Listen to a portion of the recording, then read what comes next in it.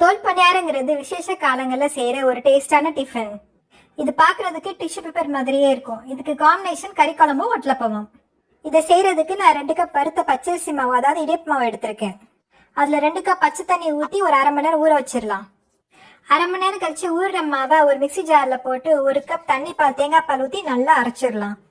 மாவு நல்லா அரைஞ்சது ஒரு முட்டையும் 1 ஸ்பூன் உப்பு சேர்த்து இன்னும் நல்லா அரைச்சிடலாம். மாவு நல்லா அரைஞ்சாதான் பணியாரம் சாஃப்டா இருக்கும். அரைச்ச மாவை பாத்திரத்துல மாத்தி 1 கப் தலைப்பால் ஊத்தி நல்லா கலந்து விட்டுக்கலாம்.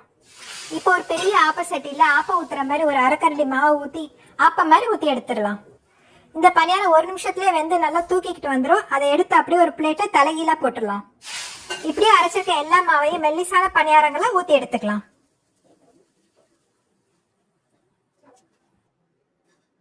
அவ்வளவுதாங்க. இதை எடுத்து வட்டலப்பம் கறி குழம்பு கூட வச்சு சாப்பிடும் போது அவ்வளவு ருசியா இருக்கும்.